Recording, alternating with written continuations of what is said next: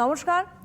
Corona সতর্কতা অনুষ্ঠানে সবাইকে অনেক অনেক স্বাগত জানাচ্ছি। করোনা সতর্কতা অনুষ্ঠান এবং এই সতর্কতা আমরা আদবে কতটা হতে পারছি বা আমরা সতর্ক আদৌ কতটা হব, এটা একটা বড় প্রশ্ন। তার কারণ হচ্ছে সতর্কতা আমরা কতটা হচ্ছি, তার সবথেকে যতটা হচ্ছি আমরা যেটা দাবি করছি যে আমরা সতর্ক করোনা নিয়ে, তার মনে হয় একটা আমরা রিপোর্ট কার্ড বলতে পারি মহারাষ্ট্রের বর্তমান পরিস্থিতি, যেখানে একেবারেই নাগপুর এবং প্রভানীতে ইতিমধ্যেই গতকাল থেকে লকডাউন স্টার্ট হয়েছে, চলবে আগামী 21শে মার্চ পর্যন্ত। এবং তার সঙ্গে সঙ্গে বলবো যে ইতিমধ্যেই কিন্তু মহারাষ্ট্রে লকডাউন চলছে সম্পূর্ণভাবে এবং ঔরঙ্গাবাদে, এবং সেখানে আমরা দেখছি যে প্রশাসন বারবার করে সতর্ক করছে সমস্ত স্থানীয় বাসিন্দাদের থেকে শুরু করে একেবারে রাজ্যবাসী থেকে শুরু করে সকলকে, যে করোনার যে যে বিধিগুলো রয়েছে সেই বিধিগুলো মেনটেন করা, একেবারে মাস্ক পরে চলা, সোশ্যাল ডিস্টেন্সিং মেনটেন করা। কিন্তু কাকস্য পরিবেদনার মতো সম্ভবত আমরা এখন এসে দাঁড়িয়েছি। তো নিউজ ট্রেন কিন্তু তার থাবা বসাতে শুরু করেছে। কলকাতায় ইতিমধ্যে গতকাল আমি বলেছি 94 জন কিন্তু নতুন করোনার স্ট্রেনে আক্রান্ত, যার মধ্যে উত্তর 24 পরগনায় 77 জন আক্রান্ত বলে সূত্রের খবর, এবং সেটা গিয়ে দাঁড়িয়েছে আমাদের রাজ্যের নিরিখে কিন্তু অনেকটাই, প্রায় 261 জন। আমরা এই নিয়ে আলোচনায় থাকছি। আমাদের সঙ্গে করোনা সতর্কতা অনুষ্ঠানে রয়েছেন ডক্টর অরিন্দম মিশ্রের, অনেক অনেক স্বাগত জানাবো। আমাদের সঙ্গে উনি রয়েছেন এবং ডাক্তারবাবু রয়েছেন, ওনার সঙ্গে জিজ্ঞাস্য যা যা আপনাদের রয়েছে সেটা তো থাকবেই, তার সঙ্গে আমারও প্রশ্ন থাকছে আপনাদের হয়েই, তো এখান থেকে আপনাদের তরফ থেকে প্রশ্ন করা। আর আপনারা ফোন করুন, আপনাদের জিজ্ঞাসা, আপনাদের যা যা মনে তৈরি হচ্ছে এই করোনা নিয়ে, করোনা নিউজ ট্রেন নিয়ে, ভ্যাকসিন নিয়ে, রোগ নিয়ে, যাবতীয় জিজ্ঞাসা আপনারা ফোন করুন আমাদের সরাসরি নাম্বার 6292242339, 6292242340, এই দুটি ফোন নাম্বার আবার যাচ্ছে, দেখুন সরাসরি ফোন করুন বলে 6292242339, 6292242340, এই দুটি ফোন নাম্বারে ফোন করুন আপনাদের জিজ্ঞাসা প্রশ্ন নিয়ে। একদম ডাক্তারবাবুর কাছে চলে যাব সরাসরি। যে এই যে আমি একটু আগে বললাম যে কাকস্য পরিবেদনার মতো অবস্থা আমাদের এখন দাঁড়িয়েছে, মহারাষ্ট্র তার সবথেকে বড় ফলপ্রসূ জায়গায়, এবং আবার নতুন করে লকডাউন প্রভানী এবং নাগপুরে তো শুরু হয়েছে এবং ঔরঙ্গাবাদে তো ছিলই। তো কি অবস্থানে আমরা দাঁড়িয়ে রয়েছি, এই নিউজ ট্রেনের জায়গাটা যদি একটু বলেন একদম। দেখুন, একটা কথা, মহারাষ্ট্র এমন একটা জায়গা যেখানে সারা ভারতবর্ষের সাথে যোগাযোগ একটা ব্যবস্থা আছে বা স্থাপন করা যায় খুব সহজেই। সেখানে মানুষের আনাগোনা হচ্ছে এবং মহারাষ্ট্রে মানুষের মধ্যে আবার নতুন করে দেখা যাচ্ছে, তার সাথে নতুন স্ট্রেন মানে আর কিছুই না, পরিকাঠামোর একটা পরিবর্তন হচ্ছে। পরিকাঠামোর পরিবর্তন মানে যে কোনো জীবাণু বাঁচতে চায় এবং ঘাত প্রতিঘাতের মধ্যে দিয়েই বাঁচতে চায়। এই জায়গাতে নতুন জীবাণু মানে হচ্ছে তাকে পরিবর্তন যদি আমরা করে ফেলতে পারি তার পরিকাঠামোতে, মানে কি, কিছুই না। ধরুন, এটা তো একটা পরিকাঠামো, মানে ভেতরের যে স্ট্রাকচারটা, পরিকাঠামোটা একটা প্রোটিন দিয়ে তৈরি। ধরুন একটা ভ্যালিন, লিউসিন, আইসোলিউসিন, সেখানে কোনো কোনো জায়গায় প্রোটিনটা বদলে গেল, একটা ভ্যালিনের জায়গায় আইসোলিউসিন এলো বা থ্রিওনিন এলো। তো এইরকম ভাবে যদি প্রোটিনটা বদলাতে থাকে তখন পরিকাঠামোটা বদলে গেল।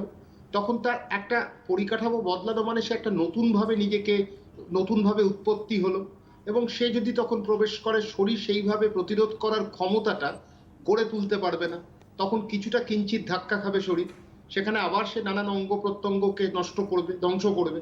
তবে একটা কথা, যেটা আশার বাণী, সেটা কিন্তু এই স্ট্রেন বা নতুন যে মিউটেশনটা হয়েছে সেইটা কিন্তু খুব একটা মারাত্মক নয় বা বিপজ্জনক নয়, জীবনহানি করবে না, এরকম একটা বার্তা পাওয়া গেছে। তবে সবটাই গবেষণার বিষয়, এখনো নতুন করে আরো কিছু গবেষণার কথা উঠে আসবে, প্রত্যেক দিন অহরহ আসবে। তবে আপাত দৃষ্টিতে এটা তো বিপজ্জনক নয়, তবে সংক্রমিত হতে পারে। তবে একটা কথা, বিপজ্জনক মানে না হয়তো জীবাণুটা বিপজ্জনক নয়, কিন্তু শরীরের যদি প্রতিরোধ করার ক্ষমতা ক্ষীণ হয়ে যায় তখন কিন্তু একটা জটিল পরিস্থিতি করতে পারে যে কোনো জীবাণু।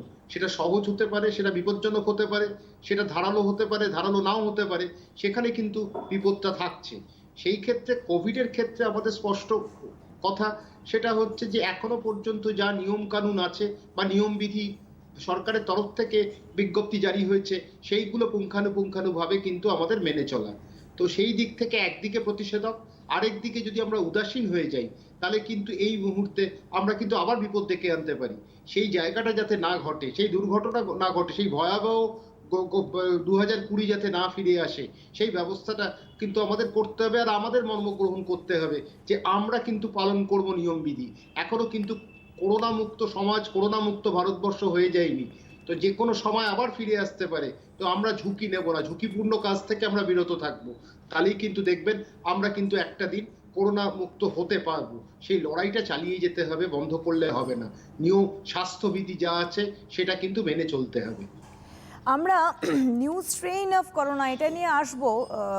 অবশ্যই একটা কথা বলি ওটা বিষয়, সেটা হচ্ছে যে এই যে একটা নতুন চিন্তাভাবনা, নতুন টেনশন তৈরি হয়েছে টিকা নিয়ে, সেটা হচ্ছে যে ইউরোপীয় ইউনিয়নের একাধিক দেশ যারা অ্যাস্ট্রাজেনেকা টিকা অলরেডি বন্ধ করে দিয়েছে, রক্ত জমাট বেঁধে যাচ্ছে নাকি শরীরে, এবং ইতিমধ্যেই জার্মান, ইটালি, ফ্রান্স কিন্তু এই টিকাকরণ প্রক্রিয়াকে বন্ধ করছে, শরীরে রক্ত জমাট বাঁধার খবর যেমন আসছে।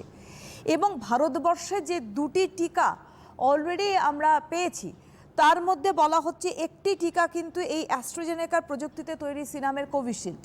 তো অলরেডি কেন্দ্র কিন্তু এই কথাটা আমাদের মানে ডিক্লারেশন দিয়েছে। তো সেই জায়গায় দাঁড়িয়ে একটা নতুন করে ভীতি সৃষ্টি হচ্ছে টিকা নিয়ে, এই জায়গাটা যদি একটু ক্লিয়ার করেন।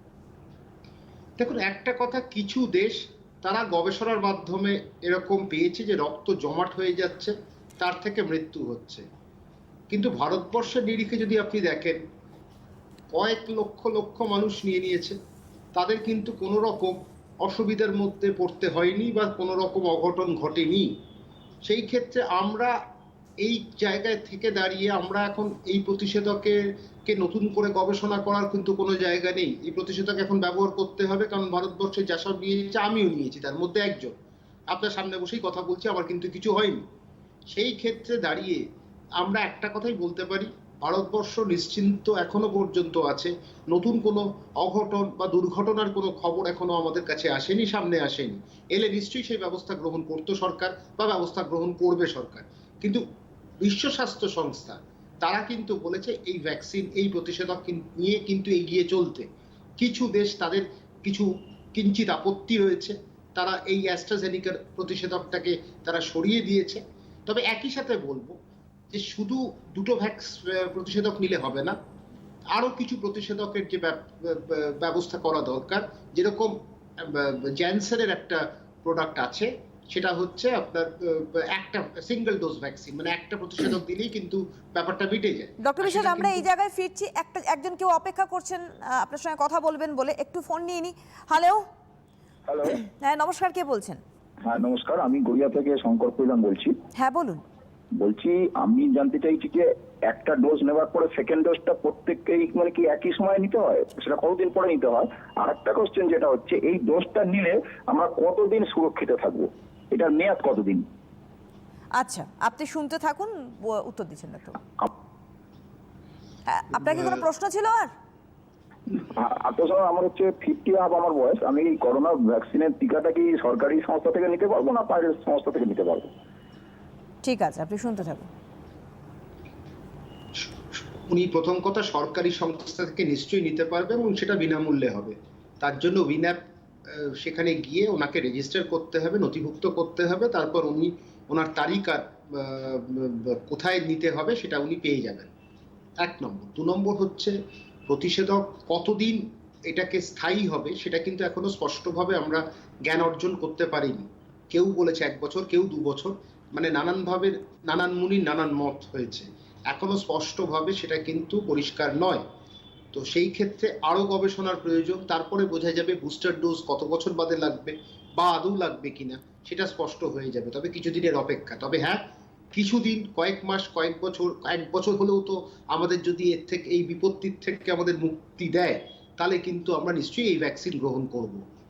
আর ওনার আরেকটা প্রশ্ন ছিল, সেটা আমার ঠিক করতে পারলাম না। আরেকটা প্রশ্ন ছিল ওনার এই টিকাকরণের বিষয়ে ওনার একটি জিজ্ঞাসা হচ্ছে যে এই যে দুটো গ্যাপটা বলছেন, এই গ্যাপের জায়গাটা হ্যাঁ কি মানে কতদিন এই গ্যাপের ব্যাপারে প্রশ্নটা কিন্তু উনি খুব ভালো করেছেন। বোঝা যায় উনি খুব পড়াশোনা করেন। কারণ ইউকে বলছে 3 মাস পরে দিতে, তাতে কিন্তু অনেক বেশি কার্যকরী ভূমিকা নেবে। কিন্তু ভারতবর্ষের ক্ষেত্রে 3 মাসটা অনেকটা সময় হয়ে যায়। সেখানে 4 সপ্তাহ বাদে নেওয়ার কথা বলেছে ভারতবর্ষের প্রত্যেকটা গবেষণার কেন্দ্র। তো সেখানে ভারতবর্ষের ক্ষেত্রে এই 3 মাসটা কিন্তু অনেক বেশি সময় হয়ে যাবে। আমরা এত শতাংশ মানুষ যা ভারতবর্ষে রয়েছে সেটা পেরোতে গেলে কিন্তু খুব কষ্টদায়ক কাজ সেটা। তো সেই ক্ষেত্রে 4 সপ্তাহ, যে বেশিরভাগ দেশই 4 সপ্তাহের কথা বলছে, আমরা সেটা মেনেই এখন চলবো।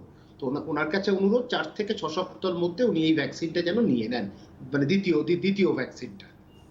ডক্টর বিশ্বাস, যে আমরা আলোচনা করছিলাম, আপনি বলছিলেন শুধু এই দুটো ভ্যাকসিনের ওপরই আমাদের ডিপেন্ড করে থাকলে চলবে না, এবং আরেকটি নতুন কোম্পানির কথা আপনি বলছিলেন, এবার আরেকটি নতুন ভ্যাকসিনের কথা বলছিলেন, যেটা আমাদের দরকার, মানে এক কেন একাধিক, কিভাবে সেটা আমাদের হেল্প করতে পারে সেটাও যদি একটু বলেন। সেইটা করা যাবে। জ্যানসন বলছে যে ওদের একটা ডোজেই কিন্তু প্রায় 80% ওপর কার্যকরী ভূমিকা দেখা যাচ্ছে ওই ভ্যাকসিনের। তো এই ভূমিকাটা যদি আমরা ভারতবর্ষে যদি একবার চেষ্টা করা যায়, তাহলে বহু ভারতবর্ষের মানুষের জন্য আমরা যদি এই প্রতিষেধক দিতে পারি, তাহলে একটা ডোজে হয়ে যাচ্ছে, দ্বিতীয় ডোজ দেওয়ার কোনো দরকার পড়ছে না। সেই ক্ষেত্রে ভারতবর্ষের যা সংখ্যা, আমরা যদি 60% যেতে পারি, মানে প্রায় 80 কোটির কাছে যদি আমরা পৌঁছতে পারি, আমার মনে হয় এই একটা ডোজে, সিঙ্গেল ডোজ ভ্যাকসিনটার কথা আমাদের মাথায় কিন্তু একটু রাখতে হবে। সরকারের কাছে অ্যাপিল করব, আমি আবেদন করব যে এই বিষয়টা নিয়ে যেন একটু ভাবনা চিন্তা করেন। তাহলে কিন্তু আমাদের কাজটা অনেক সহজ হয়ে যাবে, পথটা অনেকটা মসৃণ হবে। তা না হলে কিন্তু এই দুটো ডোজ কেউ কেউ বাদ চলে যাবে, কেউ ভুলে যাবেন, কেউ সময় মতন নেবেন না, তখন কিন্তু আবার অ্যাপে একটা ব্যাপার আছে, অ্যাপটা মাঝে মাঝে গন্ডগোল হতে পারে, যান্ত্রিক গোলযোগ হতে পারে যে কোনো অ্যাপে। এইটা নিয়ে কিন্তু কমপ্লেন করলে বা আমাদের নালিশ করলে হবে না, সেটা হতে পারে। কিন্তু এর মধ্যে থেকে আমাদের ভারতবর্ষের প্রযুক্তি যা হয়েছে, প্রযুক্তির উন্নতি যা হয়েছে, সেই উন্নতিটাকে আমরা কাজে লাগাবো। তাতে লাগালে কিন্তু আমরা মনে হয় অনেক মানুষের কাছে পৌঁছে যেতে পারবে এই প্রতিষেধক। সেই জন্যই আমি একটা কথা অনুরোধ করব যে সিঙ্গেল ডোজ ভ্যাকসিনটা জ্যানসেন যেটা বানিয়েছে সেটা যদি একটু চেষ্টা করে দেখা যায়। একদম। হ্যালো। হ্যালো। হ্যাঁ, নমস্কার, কে বলছেন? হ্যাঁ, আমি সোমা চক্রবর্তী, নিউ বম্বে থেকে বলছি। হ্যাঁ, বলুন। হ্যাঁ, আমার ডক্টর বিশ্বাসের কাছে একটা প্রশ্ন আছে যে আমার হাজব্যান্ডের বয়স 61, তো ওনার একটু অ্যালার্জিক ব্রঙ্কাইটিস আছে। তো এই মানে ওটা মানে থাকে মাঝে মাঝে, একটু কম বেশি থাকে। তো এই অবস্থায় করোনা ভ্যাকসিন কি নেওয়া যেতে পারে? এটাই আমার কোশ্চেন। আচ্ছা, ডক্টর বিশ্বাস, কোনো কোয়েশ্চেন আছে? আপনি শুনতে না, থাকুন বরং। একটা আরেকবার একটু আপনি প্রশ্নটা হ্যালো, হ্যালো, বলুন, হ্যালো। প্রশ্নটা না। হ্যালো। হ্যাঁ, শুনতে পাচ্ছি। হ্যালো। আর একবার একটু বলুন তো কোয়েশ্চেনটা। হ্যাঁ, আমি বলছি যে আমার হাজব্যান্ডের 61 ইয়ার্স ওল্ড উনি, তো ওনার একটু অ্যালার্জেটিক ব্রঙ্কাইটিস 12 মাস অল্প বিস্তর থাকে আর কি। তো উনি কি নিতে পারবেন কোভিড কিনা ভ্যাকসিনটা ভ্যাকসিন? নিতে পারেন? আচ্ছা, ঠিক আছে, খুবই শুনতে ভালো থাকুন। প্রশ্ন করেছেন। শুনতে থাকুন। খুবই ভালো প্রশ্ন করেছেন। অ্যালার্জির সাথে ব্যাপারে একটু মানে একটা ওয়ার্নিং দেওয়া হয়েছে যে অ্যালার্জির পেশেন্টটা একটু সাবধানে নিতে হবে। কিন্তু একটা কথা আমি যেটা আগেও বলেছি বা বারংবার বলছি, অ্যালার্জি কিসে? কারণ অ্যালার্জি বেগুনে হতে পারে, অ্যালার্জি ডিমে হতে পারে, অ্যালার্জি চিংড়ি মাছে হতে পারে। কিন্তু এই অ্যালার্জি ওই ভ্যাকসিনের যে ইনগ্রেডিয়েন্টসটা, মানে ভ্যাকসিনের মধ্যে যে পদার্থগুলো আছে বা বস্তুগুলো আছে, তার অ্যালার্জি হলে কিন্তু অ্যালার্জি রিয়াকশন হতে পারে। তাছাড়া কিন্তু কোনো কারণ নেই। এবং ক্রস অ্যালার্জি অনেক সময় হয়, সেটা হতে পারে, এর সাথে থাকলেও আরেকটার সাথে হতে পারে, কিন্তু যতক্ষণ না আপনি ভ্যাকসিনটা নিচ্ছেন ততক্ষণ কিন্তু বোঝা যাবে না। আরেকটা কথা স্পষ্ট করে দিই, অ্যালার্জি রিয়াকশন তখনই খুব বিপজ্জনক হয় দ্বিতীয়বার। প্রথম ডোজে কিন্তু বোঝা যায় না, দ্বিতীয় ডোজটাতে তখন সাংঘাতিকভাবে অ্যালার্জি হয়। কারণ এই অ্যালার্জি বিষয়টা যদি আমরা বুঝি, অ্যালার্জি হচ্ছে শরীরের অতিরিক্ত এক মাত্রায় প্রতিক্রিয়া জ্ঞাপন করছে।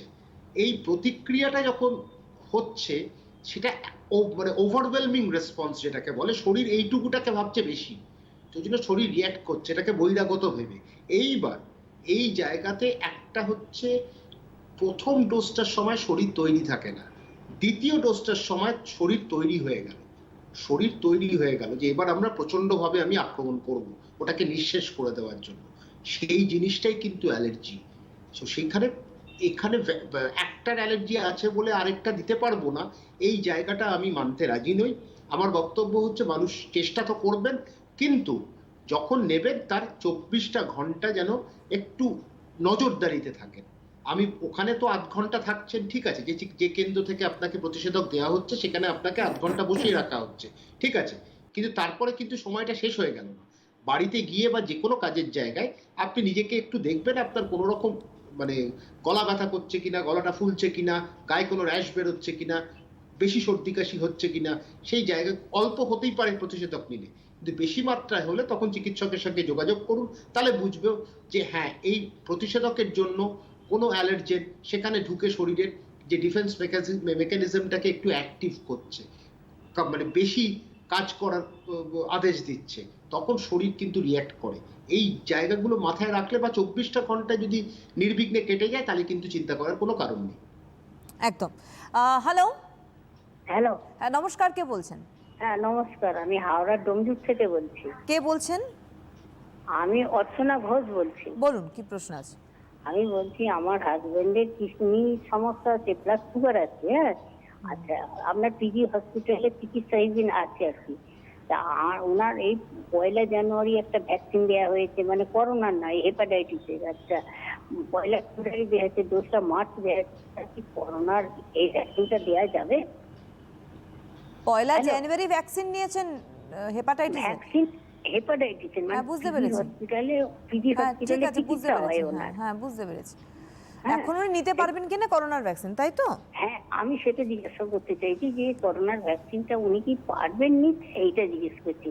আমাদের এলাকা, আমার ডোমজুর এলাকা, ডোমজুর বেলজি এলাকায় ভ্যাকসিন এসে গেছে, ভ্যাকসিন দেওয়া শুরু হয়ে গেছে, কালকে দিয়েছে কিছু লোককে। আমি সেই জন্য জিজ্ঞাসা করছি। ঠিক আছে, ঠিক আছে, আপনি ফোন ছেড়ে শুনতে থাকুন, বলছেন ডাক্তারবাবু। খুব ভালো প্রশ্ন করেছেন, কারণ উনি এখানে একটা প্রতিষেধক নিয়েছেন। আমাদের যে গাইডলাইন, যেটা সরকার বিজ্ঞপ্তি জারি করেছে, সেখানে স্পষ্ট করে বলে দিচ্ছে যদি অন্য কোনো ভ্যাকসিন আমরা প্রতিষেধক নিয়ে থাকি, তার 14 দিনের মধ্যে কোভিড ভ্যাকসিন নেওয়া যাবে না এবং নিতেও নেই। সাধারণত 14 দিনের একটা ব্যবধান রাখতে হয়। সেই কারণে উনি 1 জানুয়ারি যদি নিয়ে থাকেন, উনি এখন নির্দ্বিধায় নিতে পারবেন, কোনো অসুবিধা নেই। ওনার 14 দিনের যে ব্যবধানটা সেটা পেরিয়ে গেছে, তো সেইখানে ওনার এখন কোনো অসুবিধা নেই, উনি নিশ্চিন্তে নিতে পারবেন। উনি যোগাযোগ করুন ওনার কেন্দ্রতে।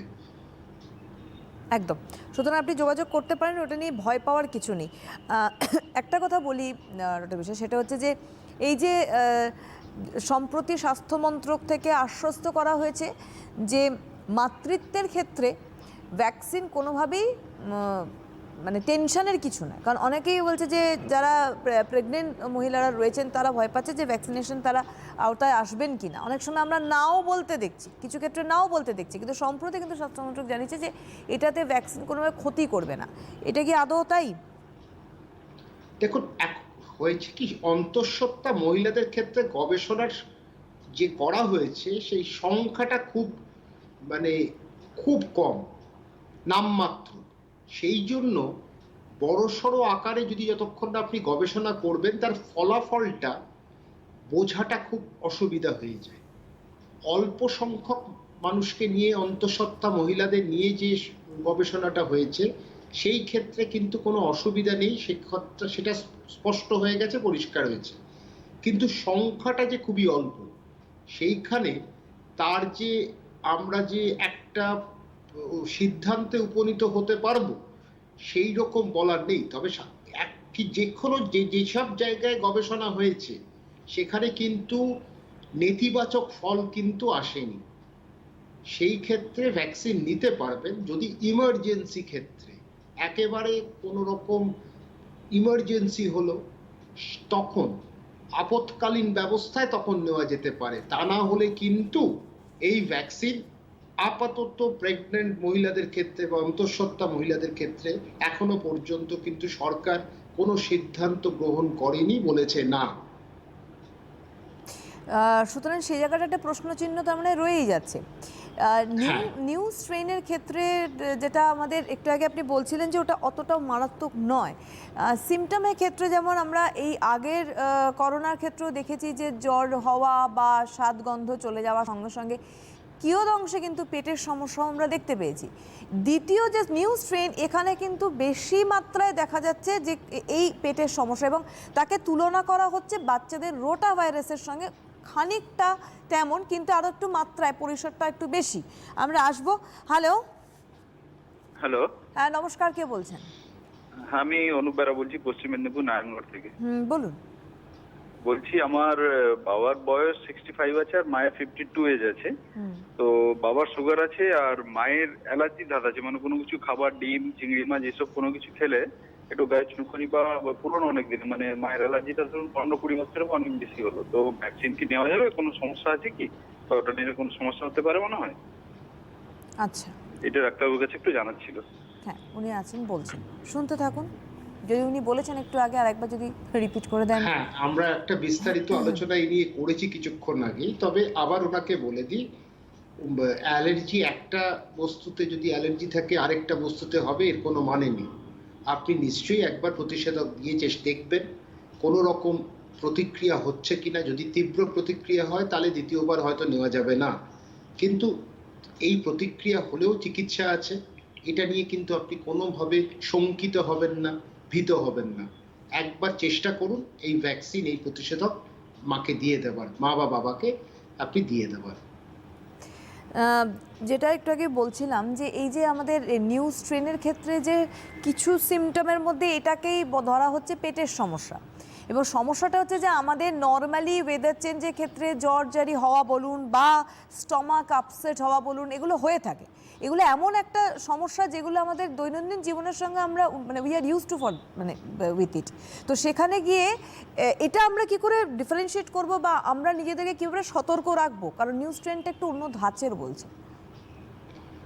ধাঁচের হলেও ভাইরাস কখনো একটা বড় কোনো মানে চিত্রটাকে ওলট পালট করে দেবে না। ডায়রিয়া আর রোটা ভাইরাসেও হয় বাচ্চাদের ক্ষেত্রে, শিশুদের ক্ষেত্রে, আর নরওয়াক ভাইরাস বয়স্কদের ক্ষেত্রে হয়। কিন্তু আপনি যদি দেখেন কোভিডও একটা ডায়রিয়া হচ্ছে, তাতে হোক, কিন্তু পৃথকীকরণ করাটা কিন্তু অসুবিধা। আমরা কিন্তু পরীক্ষাটার উপর ভরসা রাখবো। সন্দেহ যদি আমাদের হয়, প্রত্যেক চিকিৎসক আমি জানি এই ঝুঁকি আর নেবেন না। প্রত্যেক চিকিৎসকই বলবেন পরীক্ষাটা করে নিয়ে আসা। পরীক্ষাটা যদি হয় তাহলে কিন্তু আমরা চিহ্নিত করাটা অনেক সহজ হয়ে যাবে। পরীক্ষা বাদে আপনি যদি উপসর্গ দেখে করতে যান হয়তো খানিকটা ভুল হয়ে যেতে পারে। সেই জন্য ঝুঁকি নেওয়ার কোনো জায়গা কিন্তু এখানে নেই। গোটা দেশে ইতিমধ্যে দ্বিতীয় দফার ভ্যাকসিনেশন স্টার্ট হয়ে গিয়েছে এবং বয়স 60 বছর এবং 45 বছরের ঊর্ধ্বে মানুষদের জন্য চলছে ভ্যাকসিনেশন। একটা প্রশ্ন, এই নানাবিধ প্রশ্ন তো আসে ডক্টর বিশ্বাস, আপনার কাছেও আসে বা আমাদের এখানেও ফোন কলস আসে, আপনি নিজেও রিসিভ করেছেন এখান থেকে। ডায়াবেটিক পেশেন্ট যারা রয়েছেন, যারা কিডনির সমস্যায় ভুগছেন, তারা নিতে পারবেন কি পারবেন না। হাইপার টেনশন যাদের রয়েছে তাদেরও কিছু প্রশ্ন কিন্তু আমরা পাই ভ্যাকসিন নেওয়ার ক্ষেত্রে, দ্বিধাদ্বন্দ্ব তাদের মধ্যে। আসবো আমরা। হ্যালো। হ্যালো, হ্যাঁ নমস্কার, কে বলছেন? আমি দিলীপ মিত্র কৈলাম থেকে বলছি, হ্যাঁ বিষ্ণুপুর কৈলাম থেকে। বলুন বলুন। আমার ব্যাপার হচ্ছে আমার বয়স 60 বছর। হ্যাঁ আমি ভ্যাকসিনের প্রথম ডোজ নিয়েছি। হ্যাঁ, হ্যাঁ তাহলে আবার দ্বিতীয় ডোজ তো 28 দিন পরে বলেছে, কিন্তু 28 দিন পরে যদি দেরি হয় 2-1 দিন তো অসুবিধা নেই। এবং আমি একটা হার্টের পেশেন্ট, মানে আমার এনজিওপ্লাস্টি হয়েছে আর কি, তাতে কোনো সমস্যা হবে কিনা? 28 দিন পরে গেলে অসুবিধা কিনা বলছেন? হ্যাঁ, 28 দিন পরে, মানে হয়তো এখানে আমরা স্বাস্থ্য কেন্দ্র থেকে নিয়েছি, হয়তো ওখানে 2-4 দিন পরে আবার ওরা করতেও পারে। 28 দিনের মাথায় হয়তো থাকবে না, 2 দিন পরে সেই বুঝতে থেকে। পারছি, মানে ডিউরেশনটা পেরিয়ে গেলে কোনো সমস্যা হবে কিনা সেটা বলছেন। হ্যাঁ, ঠিক আছে, আপনি শুনতে থাকুন। ডক্টর বিশ্বাস কি করবেন? কোনো অসুবিধা হওয়ার কথা নয়। 4 থেকে 6 সপ্তাহের মধ্যে নিলেই যথেষ্ট। আর আরেকটা স্টাডি তো বললামই, যেটা ইউকেতে বলছে যে 3 মাস পরে। সেটা ভারতবর্ষে কিছু কিছু জায়গায় গবেষণা করবে এরকম সিদ্ধান্ত নিয়েছে, কিন্তু ভারতবর্ষের নিরিখে ওই 3 মাস করলে কিন্তু পেতে অনেকে দেরি হয়ে যাবে, আরও জিনিসটা প্রক্রিয়াটার মধ্যে কিন্তু একটু প্রভাব ফেলবে। তো আমার বক্তব্য হচ্ছে, ওনার যা প্রশ্ন আমি যা শুনলাম তাতে কোনো অসুবিধা নেই। 3-4 দিন দেরি হবে, প্লাস হৃদরোগের যদি সমস্যা থাকে তাতেও কোনো অসুবিধা নেই, আপনি নির্বিঘ্নে নিতে পারবেন। তবে জ্বর বা সর্দি কাশি যদি হয়ে থাকে সেই অবস্থায় কিন্তু ভ্যাকসিন নেওয়া যাবে না। ভ্যাকসিন নেওয়া যাবে না, সেটা ঘটনা। এটা কিন্তু সবার জন্য আমার মনে হয় একটা বিষয়, সেটা আপনার মাধ্যম দিয়ে আমাদের জানিয়ে দেওয়া দরকার যে জ্বর সর্দি কাশি থাকলে ভ্যাকসিন নেওয়া যাবে না। এটা ওই একদম- সময় থাকাকালীন একদম নেওয়া উচিত না, একদম নেওয়া উচিত না, কারণ তখন কিন্তু হিতে বিপরীত হতে পারে। যদিও এই ভ্যাকসিনটা ইনঅ্যাক্টিভেটেড, এটা ইনঅ্যাক্টিভেটেড ভ্যাকসিন, এটা মৃত শরীর ভাইরাসকে শরীরে প্রবেশ করানো হয়েছে, তাতে হয়তো বড় প্রতিক্রিয়া হবে না, কিন্তু কিছু গোলমাল ঘটতে পারে। তো সেইটা না নেওয়াই, ওই ঝুঁকিটা না নেওয়াই ভালো। একদম। আর যেটা আমার প্রশ্ন ছিল ডক্টর বিশ্বাস, যে হাইপার টেনশন যাদের রয়েছে এবং তাদের এমনি টেনশন কাজ করছে যে ভ্যাকসিন তারা নিতে পারবেন কি পারবেন না, এটা আমার মনে হয় একটুখানি যদি আপনি ক্লিয়ার করে দেন। হাইপার টেনশনের পেশেন্ট নিশ্চয়ই নিতে পারবে, এখানে ওনাদের সাথে কোনো রকম অসুবিধা হওয়ার কথা নেই, কথা নয়, এবং ভাই নিশ্চিন্তে নিতে পারবেন, তাতে কোনো, কিন্তু সবার কাছেই আশা করব তারা যেন ঠিক মতো ওষুধটা খায়। মানে রক্তচাপ বৃদ্ধির জন্য যে ওষুধ, সেটা নিয়ন্ত্রণে রাখার যে ওষুধ, সেটা যেন কোনো মতেই না নিয়ে চলে যান। তখন প্রেশার বেড়ে গেল, তখন একটা এমনি মানুষের মধ্যে একটা চিন্তা তো হয়, একটা ইঞ্জেকশন ঢুকবে, ছুঁচ ঢুকবে, বলে লাভ নেই। সব মানুষ খুব ওইভাবে সহজভাবে যায় না, একটা তো চিন্তা থাকেই। তারপর কিন্তু ওষুধটা খেয়ে কিন্তু নিয়ন্ত্রণে রাখবেন রক্তচাপ। রক্তচাপ বৃদ্ধি হলে তখন সাময়িক সমস্যা হতে পারে, কিন্তু বড় কিছু না। কিন্তু রক্তচাপ বৃদ্ধির সমস্যা যাদের আছে তাদের কিন্তু ভ্যাকসিন নেওয়া উচিত, পরিষ্কার নেওয়া উচিত, তাতে কোনো বাধা নেই। আর রোগ প্রতিরোধ সংক্রান্ত কারো যদি রোগ থাকে, একদম বাংলাতেই বলছি, সেক্ষেত্রে তারা কি নিতে পারে ভ্যাকসিন? রোগ রোগ প্রতিরোধ সংক্রান্ত রোগ যদি থাকে, তারা কি নিতে পারে ভ্যাকসিন? নিশ্চয়ই নিতে পারে, নিশ্চয়ই নিতে পারবে, নিশ্চয়ই নিতে পারবে। নানান রকম প্রশ্ন উঠেছে, আমরা আগের দিনও আলোচনা করেছি ব্লাড থিনার নিয়ে, তার সাথে অনেক, সেখানে পরিষ্কার কথা, অসুস্থ অবস্থায় না নেওয়া ভালো। যদি আপনি সুস্থ থাকেন আর আপনার বাকি যেসব আনুষঙ্গিক রোগগুলো নিয়ন্ত্রণে থাকে, আপনি নিশ্চয়ই ভ্যাকসিন নেবেন, প্রতিষেধকটা নেবেন, কারণ এটা আরেকটা সমস্যা তৈরি করতে পারে। প্রতিষেধক সেখানে আপনাকে একটা জীবাণুর থেকে বাঁচিয়ে রাখতে পারবে, সরিয়ে রাখতে পারবে, সেইটাই হচ্ছে মূল ভিত্তিটা। তো সেই কারণে নির্দ্বিধায় অবলীলায় আপনি নিন। কারণ এইটা তো কেন্দ্রীয় স্বাস্থ্যমন্ত্রক থেকে দুটো ভাগ, যেমন এখন তো এই কোভিড সিচুয়েশনের মধ্যে অনেক কিছু ডাক্তারি পরিভাষা মানুষ শুনছে, ডক্টর বিশ্বাস শুনতে পাচ্ছে। এই যে শব্দগুলো আজকে সাহস করে আপনার সামনে বলছি, কারণ আমরা শুনছি, শুনে কিছুটা কণ্ঠস্থ করে বলার মতো বলছি আর কি। যেটা আপনিও বলেছেন বহুবার, ইমিউন সাপ্রেশন, যেরকম এইডসের মতো রোগ রয়েছে বা ক্যান্সারের যে প্রতিষেধক রয়েছে, এই ধরনের এই ক্যাটেগরিজে যারা রয়েছেন তাদের ক্ষেত্রে তো অনেক সময় ফোন আসছেও, তারা কি করবেন, ভ্যাকসিন নেবেন কিনা। এই জায়গাটা একটু বুঝিয়ে দেওয়া দরকার। হ্যাঁ, কোন ক্ষেত্রে আমরা মানা করি? যখন লাইভ অ্যাটেনিউয়েটেড ভ্যাকসিন যেখানে আমরা দিচ্ছি, জীবিত থাকছে ভ্যাকসিন, এটা মানে যেটা জীবাণুটা জীবিত আছে, আমরা বলি টক্সিসিটি, তাকে এমন করলাম, মানে সাপের বিষটা ছড়িয়ে দিয়ে সাপটাকে বাড়িতে ঢোকালাম, কাউকে ভয় পাওয়ানোর জন্য, মারার জন্য না, এই রকম ব্যাপার। মানে আজকে যারা স্নেক ক্যাচার তাদের তো এইভাবেই শেখানো হয় যে সাপটা ধরতে কিভাবে হয়, ঠিক সেইভাবে তার বিষটাকে আমি সরিয়ে দিলাম জীবাণুটার, কিন্তু সে যখন প্রবেশ করছে জানান শরীরকে দিচ্ছে যে আমি এসছি, এবার প্রতিরোধ করার সময় হয়েছে। এই জানান দেওয়াটা, অ্যালার্ম বেলটা দেওয়াটা, এই জায়গাটাই হচ্ছে। কিন্তু লাইভ অ্যাটেনিউয়েটেড এর সমস্যাটা হচ্ছে ওখানে গিয়ে বৃদ্ধি করতে পারে, সব বংশবৃদ্ধি যদি হয়, তখন কিন্তু যাদের একেবারে প্রতিরোধ করার ক্ষমতাটা নিচু স্তরে নেমে গেছে, তখন কিন্তু অসুবিধা হতে পারে, তখন কিন্তু আরেকটা ভয়ানক ঘটনা ঘটতে পারে। কিন্তু এখানে যখন এটা ডেড ভ্যাকসিন, ইনঅ্যাক্টিভেটেড ভ্যাকসিন, তখন আমার মনে হয় না এটা বড় কিছু বিপদ ডেকে আনবে। একদম। হ্যালো, হ্যাঁ নমস্কার নেবেন। নমস্কার, কে বলছেন? হ্যাঁ তাপস কুমার ঘোষ বলছি, ঝাড়গ্রাম থেকে। হ্যাঁ বলুন। বলছি আমার সুগার আছে, খালি পেটে আছে 158, আর খাবার পরে আছে 191। ভ্যাকসিন নেওয়া চলবে কি? আচ্ছা আচ্ছা, শুনতে থাকুন।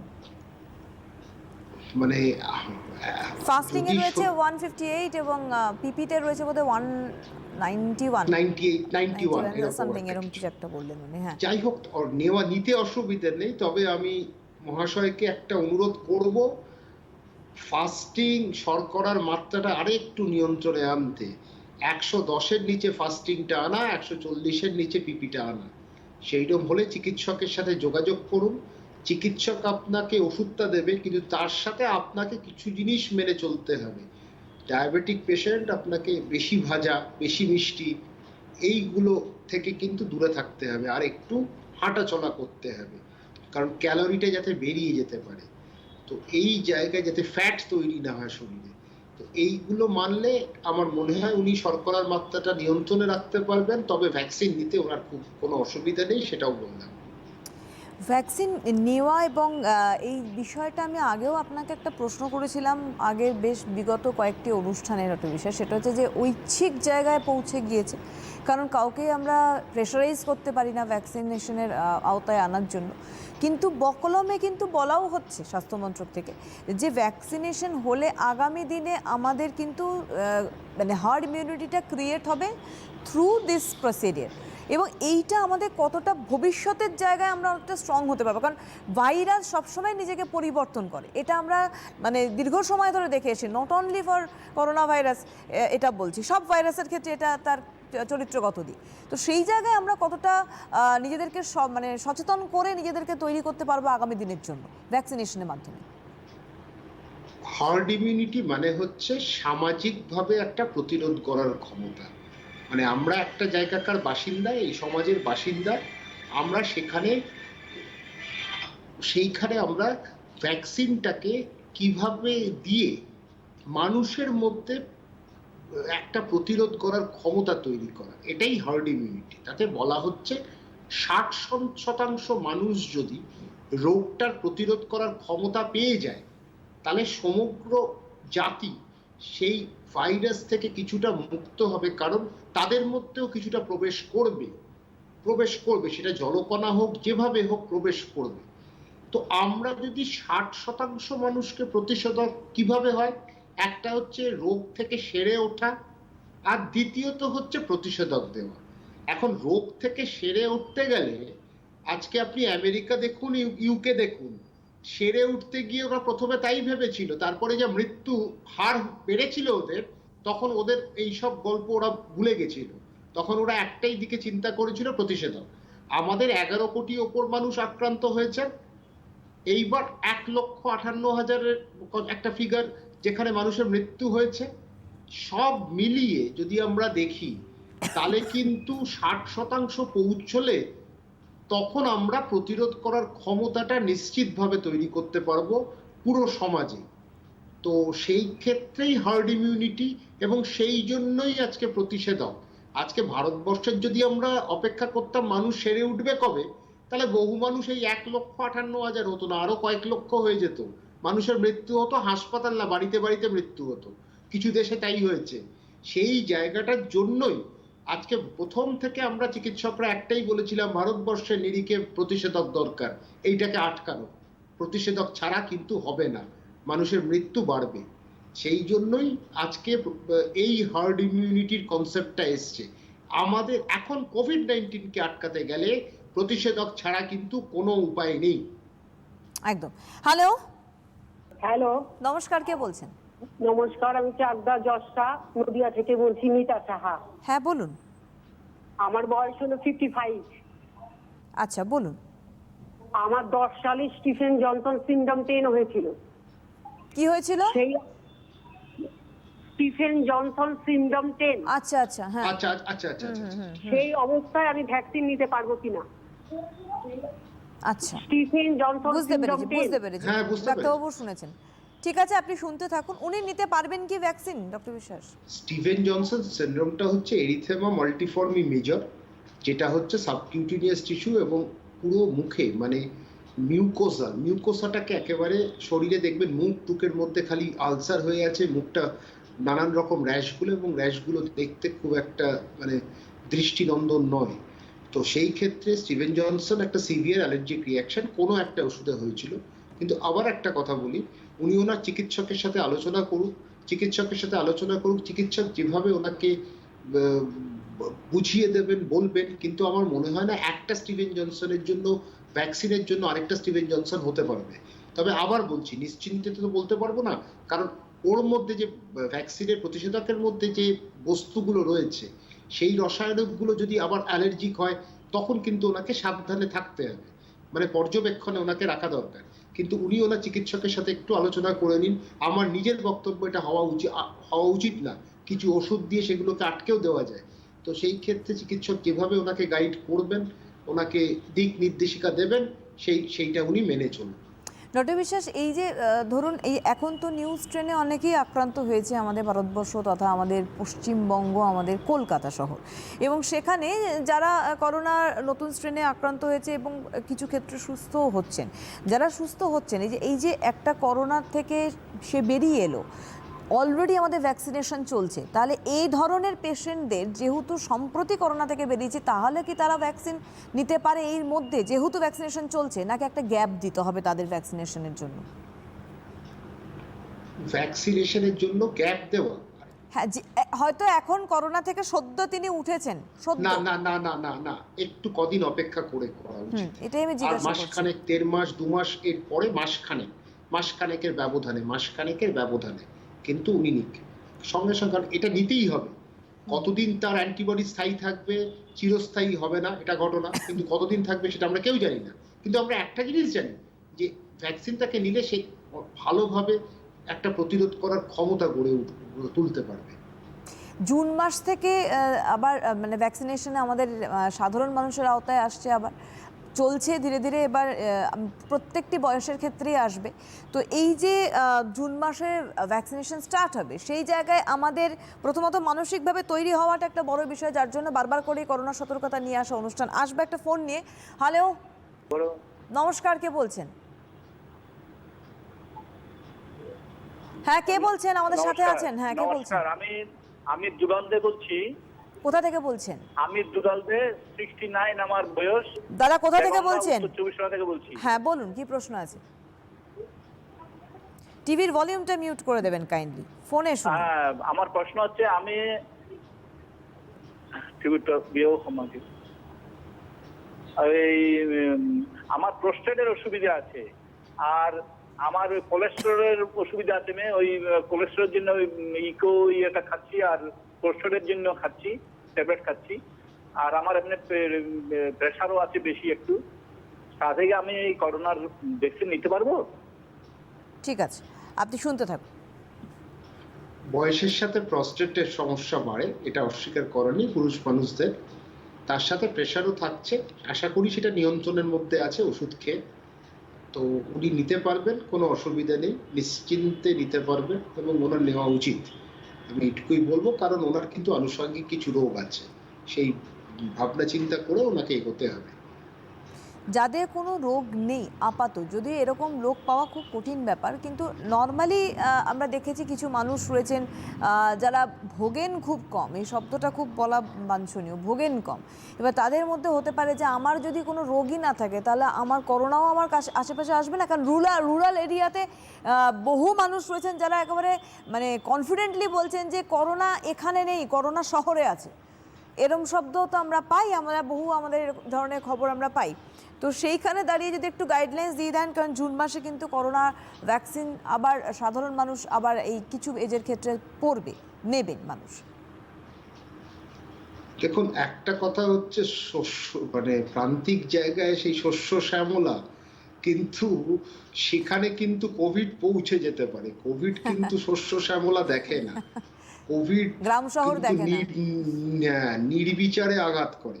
সে কোভিডের মতন, মানে কোভিড কিন্তু নির্বিচারে আঘাত করতে পারে। সেখানে সহজভাবে আমি গ্রামে থাকি আমার হবে না, কারণ গ্রামের মানুষকে শহরে আনাগোনা করতে হয়, শহরের মানুষকে গ্রামে পৌঁছতে হয়।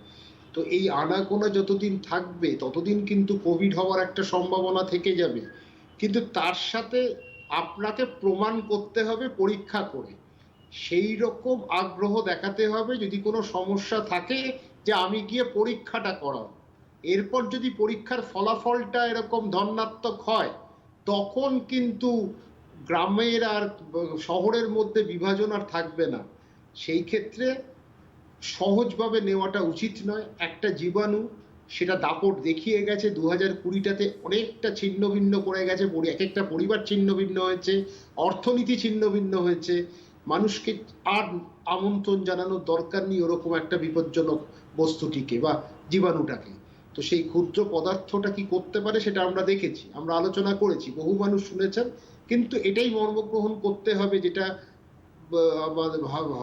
হর্ষবর্ধন, যিনি আজকে সেন্ট্রাল হেলথ মিনিস্টার, তিনি একটাই কথা বলেছেন যে আবার নতুন করে আসার বড় কারণটা হচ্ছে অনেকের মধ্যে উদাসীনতা, যে মাস্ক পরছি না, প্রতিষেধক এসে গেছে মাস্ক পরছি না, দূরত্ব রাখছি না, এই জায়গাগুলো কিন্তু অসুবিধা। সুতরাং সেই জায়গাগুলোকে কিন্তু আবার বলছি জোর দিতে হবে, বার্তা আবার পরিষ্কার করে দিতে হবে যে ব্যাপারটা এখনো কিন্তু আমরা মুক্ত হয়ে যাইনি।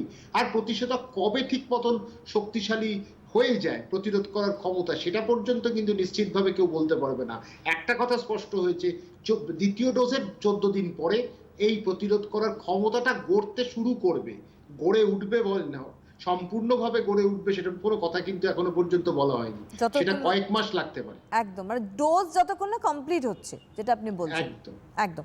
হ্যালো, হ্যালো, হ্যাঁ নমস্কার, কে বলছেন? হ্যাঁ নমস্কার, আমি শান্তা মণ্ডল বলছি দমদম থেকে। বলুন। আমার প্রশ্নটা হচ্ছে, আমার মায়ের বয়স 75, হ্যাঁ। তো 5 বছর আগে একবার এরকম প্রচুর কাশি হয়েছিল, অনেক ট্রিটমেন্ট করে তারপরে ভালো হয়। আবার গত বছর থেকে এটা হয়েছে, কখনো কাশিটা হয় কখনো কাশিটা হয় না, কিন্তু মাঝে মাঝে মানে এটা হতে থাকে। তো এই অবস্থায় কি মাকে ভ্যাকসিন দেওয়া যাবে? আরেকটা কথা হচ্ছে, যদি কোনো ড্রাগে অ্যালার্জি থাকে, যেমন আমার হাজবেন্ডের সালফারে অ্যালার্জি আছে, তো কোনো ওষুধে যদি অ্যালার্জি থাকে তাকে কি দেওয়া যাবে? যদি একটু বলেন আর কি। শম্পা দেবী, আপনি শুনতে থাকুন, আমরা নর্মালি ঘুরে ফিরে এই ধরনের আলোচনা করে থাকি, তবে আপনার প্রশ্নের উত্তর দিচ্ছেন লটে বিশ্বাস। হ্যাঁ, কাশি অনেক কারণে হতে পারে। একটা ফুসফুস জনিত কাশি হতে পারে, আরেকটা হচ্ছে গলার জন্য হতে পারে, গলায় কোনো অসুবিধা থাকলে, অ্যালার্জির জন্য হতে পারে। আবার কিছু কিছু ক্ষেত্রে এমন কাশি হতে পারে যেগুলো কিন্তু এই 3টে কারণের বাইরে। তো সেই ক্ষেত্রে অনেক সময় রিফ্লাক্স হয়, খাবারটা ওপরে উঠে আসে, সেখান থেকে কাশি হয়। সেই জায়গায় ওনাকে চিকিৎসকের সাথে কিন্তু যোগাযোগ করে এতদিন ধরে কেন কাশি হচ্ছে তার রহস্য উদ্ঘাটন করাটা প্রয়োজন। কিন্তু যদি আমার জ্বর কাশিটা না থাকে, যদি নিয়ন্ত্রণে থাকে, তাহলে কিন্তু আমরা করে দেবো, তাহলে কিন্তু আমরা নিশ্চিতভাবে আমরা তাকে প্রতিষেধক নিতে বলবো, কোনো অসুবিধারই হওয়ার কথা নয়। অ্যাকচুয়ালি একটু আগেই আমরা যে আলোচনা করছিলাম ফিরবো, আমি একটা কথা বলি। একটু আগে আপনার একটা খুব সুন্দর সতর্কবার্তা দিয়েছেন আমাদের সবাইকে, যে জ্বর সর্দি কাশি থাকলে ভ্যাকসিন নিতে না, টিকা নিতে না। সেক্ষেত্রে হয়তো ওনার ভয়, কারণ আমরা এরকম সারা বছর কাশতে দেখি, বহু মানুষ রয়েছে এরকম দেখেছি, ব্রঙ্কাইটিসের পেশেন্টদের দেখি, তাদের মানে নিঃশ্বাসের কষ্ট আমরা দেখি। সেক্ষেত্রে তারাও এবার চিন্তার মধ্যে রয়েছে কি আমরা নিতে পারি। যদি এরকম ফোন এসছিল ডক্টর বিশ্বাস, তাদেরকে যদি একটু আশ্বস্ত করেন, তাহলে আমার মনে হয় তাদের আগামী চিন্তাভাবনাটা একটু প্রশস্ত হয়। দেখুন, আমি তো আশ্বস্ত করছি, যখন আমি নিজে নিয়েছি, সেটা সামাজিক মাধ্যমে আমি ছড়িয়েছিলাম, ডাক্তার হয়ে যখন আমি নিয়েছি, তো মানুষকে আমি বলবো যে যদি তাদের কোনো রকম প্রশ্ন থাকে, সবাই তো লাইন পাচ্ছে না, সবাই আমার আপনার আলোচনাটা শুনছে, সেই আলোচনাটা যদি মর্মগ্রহণ করে তারা অবলীলায় ভ্যাকসিন নিক। কিন্তু তাদের যদি কোনো কিছু প্রশ্ন থাকে, তারা নিজের চিকিৎসক, পারিবারিক চিকিৎসক তো নিশ্চয়ই আছেন, তার সাথে একবার আলোচনা করে তারা এগিয়ে যাক। কিন্তু যদি সে সুস্থ থাকে, সে যেন না মনে করে যে সে নীরব, তার কিছু হবে না। কারণ কোভিড, আবার বলছি, কোভিড কোনো বৈষম্য আচরণ দেখায়নি, যাকে পেরেছে তাকে আঘাত করেছে। সেই ক্ষেত্রে কোভিড থেকে বাঁচতে গেলে প্রতিষেধকটা দরকার। এই হৃদয়ঙ্গম করতে পারলে তাহলে কিন্তু আমরা কোভিড মুক্ত হতে পারবো, সেই দিকেই কিন্তু আমরা এগোবো। তাতে কিন্তু মানুষের সাহায্যটা লাগবে, মানুষকে বুঝতে হবে, সবাইকে বুঝতে হবে। আমরা স্বাস্থ্যকর্মীরা যেরকম বলেছি, এবং পরিষ্কার করে আমি একটা কথা আপনাদের চ্যানেলে বলেছিলাম, স্বাস্থ্যকর্মীরা যারা অনিচ্ছুক, দরকার নেই, সরকার তাদের জন্য অপেক্ষা করার দরকার নেই, সাধারণ মানুষের কাছে এবার পৌঁছতে হবে। যারা 60 ঊর্ধ্ব মানুষের কাছে, প্রৌঢ়, যাদের আনুষঙ্গিক রোগ আছে, যাদের প্রতিরোধ করার ক্ষমতা ক্ষীণ হওয়ার সম্ভাবনা আছে, সেইখানে তাদেরকে পৌঁছতে হবে। সরকার পৌঁছচ্ছে। সরকার এইভাবে যদি এগোতে থাকে, মানুষ যদি 60% মানুষকে যদি ভারতবর্ষের এই বছর না হলেও পরের বছরের একটা সময়ের মধ্যে আমরা পৌঁছতে পারি, তাহলে মানতে পারবো যে আমরা কোভিড থেকে অনেকটা সরে থাকবো, দূরে থাকবো, আর আমরা নিশ্চিন্তভাবে আমাদের জীবনযাত্রা পালন করতে পারবো। একদম। Hello hello, hello. নমস্কার, কে হ্যাঁ। বলছেন? কে হ্যাঁ, বলছেন? আমি মধুমিতা চক্রবর্তী বলছি আগরপাড়া থেকে। হ্যাঁ, বলুন। বলছি আমার বাবার বয়স 78 বছর। হুম। হ্যাঁ, উনি অনেকগুলো রোগে আক্রান্ত, যেমন নার্ভের জন্য উনি ওষুধ খান, প্রস্টেটের সমস্যা আছে, প্রেশার আছে, থাইরয়েড আছে, ইভেন ইয়েও আছে, কি যেন অ্যাজমার প্রবলেম আছে অনেক দিনের। তো উনি কি এই ভ্যাকসিন নিতে পারবেন? ঠিক আছে, আপনি শুনতে থাকুন দিদি। আর একটা প্রশ্ন হ্যাঁ, বলুন, আছে। বলছি, ধরুন আমার বাবা থাকে মালদায়, যেই সেন্টার থেকে ভ্যাকসিন নিচ্ছে, সেকেন্ড ডোজটাও কি সেখান থেকেই নিতে হবে? হ্যাঁ, এটা এটা একটু একটা খুব দামি প্রশ্ন করেছেন, যে জায়গা থেকে নিচ্ছে ওখান থেকেই সেকেন্ড ডোজ নিতে হবে কিনা, এটা অনেকেরই হয়তো প্রশ্ন রয়েছে। ডক্টর বিশ্বাস, একটু যদি বলেন। দেখুন, সাধারণত তাই হচ্ছে, দ্বিতীয় ডোজটা একই জায়গা থেকে নিতে বলা হচ্ছে। তবে কোনো অসুবিধা থাকলে ওনাকে বোধহয় সেইটা বোধহয় সেই কেন্দ্রতে গিয়ে ওনাকে যোগাযোগ করতে হবে, তখন কিন্তু হয়তো অ্যাপের মাধ্যমে কিছুটা, কিন্তু পুরোটাই তো অ্যাপে নির্ভরশীল। সেই ক্ষেত্রে একই চিকিৎসা কেন্দ্র থেকে যদি নেওয়া হয়, তাহলে আমি মনে হয় সেটা কিন্তু ভালো হবে, সেটাই শ্রেয়। যদি কেন্দ্র বদলাতে হতে কেউ বদলায়, তখন একটা অসুবিধার মধ্যে পড়বে, আবার সেই প্রক্রিয়ার মধ্যে একটা ব্যাঘাত ঘটবে, সেটার থেকে এক জায়গা থেকে নিয়ে নেওয়াটাই ভালো। আর ওনার প্রশ্নের মধ্যে বাকি যে আনুষঙ্গিক রোগের কথা উনি বললেন, তাতে কোনো অসুবিধা হওয়ার কথা নয়। কিন্তু অ্যাজমা যদি ওনার কোনো অ্যাকিউট অ্যাজমা থাকে বা অ্যাকিউট থাকে, প্রচন্ড শ্বাসকষ্ট হচ্ছে, ভ্যাকসিন নেওয়া যাবে না। কিন্তু যদি ওটা শ্বাসকষ্ট যদি নিয়ন্ত্রণে থাকে, নিশ্চয়ই নেওয়া যাবে, কোনো অসুবিধা হওয়ার কথা না। কিন্তু ওনাকে 24 ঘন্টা ভ্যাকসিন নেওয়ার পরে যেন পর্যবেক্ষণে রাখা হয়, বাড়িতেই থাকুক, যেখানেই থাকুক, চিকিৎসকের সাথে যেন যোগাযোগটা থাকে, এবং চিকিৎসকের সাথে কথা বলেই যেন এই ভ্যাকসিন নিতে উনি আগুয়ান হন। বারবার মানুষকে সচেতন করা হলেও তারা অসচেতন হয়ে যাচ্ছে বলেও কিন্তু আজকে মহারাষ্ট্রে আমরা লকডাউন ফের নতুন করে দেখছি। আর সব থেকে দুর্ভাগ্যজনক বিষয় একটা বিষয়, যে আমরা গত বছরে মার্চে দাঁড়িয়েছিলাম এই পরিস্থিতিতে, হয়তো আর 10-15 দিন বাদে আমাদের লকডাউন স্টার্ট হয়েছিল যদি হিসাব দেখেন। আমরা এবছরও মার্চে দাঁড়িয়ে রয়েছি, আমরা করোনার নতুন স্ট্রেনের সামনাসামনি রয়েছি। মানুষ তখনও অসচেতন ছিল, যতক্ষণ না মানুষ বুঝেছে করোনা কি। দুর্ভাগ্য হচ্ছে মানুষ এখন বুঝেছে করোনা কি, কিন্তু মানুষ ভাবছে ভ্যাকসিন এসে গেছে মানেই বোধহয় আমার সেই কানের ভিতর দিয়ে মরমে পশুলগুলোর মতো হয়ে গেল আর কি, যে আমি সুস্থ হয়ে গেছি। এবার এখানে আমি একটা কথা বলি, যে আমাদের যে লকডাউনের চিন্তা ভাবনা, আবার একটা অর্থনৈতিক জায়গায় আঘাত হানা, এই লকডাউনটা কি প্রয়োজনীয়তা রয়েছে না? এই করোনার জায়গা থেকে আমরা বেরিয়ে আসতে পারবো নতুন এই ভ্যাকসিনেশনের মধ্যে দিয়ে, যে যতই নতুন স্ট্রেন হোক না কেন? একটা কথা, বিষয়টা কিন্তু পৃথকীকরণ দরকার। ভ্যাকসিন নিলেও করোনা আসতে পারে। করোনা আটকাবে মাস্ক, করোনা আটকাবে আমাদের পরিচ্ছন্নতা, করোনা আটকাবে আমাদের সামাজিক দূরত্বটা, শারীরিক দূরত্বটা। কিন্তু করোনা ঢুকে প্রতিষেধকের কাজ হচ্ছে একটা জীবাণুকে প্রতিরোধ করার ক্ষমতাটাকে শক্তিশালী করে দেওয়া, তৈরি রাখা, যে যখনই জীবাণু আসবে, বহিরাগত আসবে, তাকে তুমি নিঃশেষ করে দাও, এই হচ্ছে। কিন্তু আপনি যদি প্রশ্ন করেন ভ্যাকসিন নিলে কি করোনা ঢুকতে পারে, কিন্তু করোনার সঙ্গে সঙ্গে শেষ হয়ে যাবে, এই হচ্ছে ভ্যাকসিনেশন। সেটা নতুন স্ট্রেন হলেও বলছেন, নতুন স্ট্রেনটা হলেও বলছেন, নতুন স্ট্রেন হলে ভ্যাকসিন কতটা করবে আমি এখনো বলছি, আমি কিন্তু জোরের সাথে বলতে পারছি না যে এই প্রতিষেধক কাজ করবে কিনা, কারণ সেটা ভুল হবে। কারণ এটা গবেষণার বিষয়, নতুন স্ট্রেন এলো, এবার এটা নিয়ে পড়াশোনা চলবে। কারণ পৃথিবী তো বদলায়, প্রত্যেক দিনই পৃথিবীর ঘটনাচক্রে পৃথিবী কিন্তু দিন যেরকম বদলায়, রাত যেরকম বদলায়, এরকম ঘটনাচক্রে নানান ঘটনা কিন্তু সামনে এসে যায়। তো সেই রকম নতুন একটা স্ট্রেইন এসছে, এটা নিয়ে তো বৈজ্ঞানিক জগৎকে পড়াশোনা করতে দেওয়ার সময়টা দিতে হবে। তারপর তারা একটা সিদ্ধান্তে উপনীত হবেন, তারপর তারা তাদের জ্ঞানটা আমাদের সাথে ভাগ করে নেবেন। তাদেরকে প্রথমে জ্ঞান অর্জন করতে হবে, তারপর জ্ঞানটা আমাদের কাছে ছড়িয়ে দিতে পারবেন। সেই জন্য নতুন এই জন্যই বলছি, এখনো সময় আসেনি মাস্ক খুলে ফেলার, এখনই সময় আসেনি শারীরিক দূরত্ব কমিয়ে দেওয়ার, এখনই সময় আসেনি হই হই করে কলাকুশলীদের দেখতে সিনেমা হল চলে যাওয়ার, এখনো সেই সময় কিন্তু আসেনি। আমি সেই জন্য এই, যদিও আমরা এখন কলাকুশলীকে নির্বাচনী প্রচারে বেশি দেখি, এখন সিনেমায় কম দেখছি, সেটা তো ঘটনা।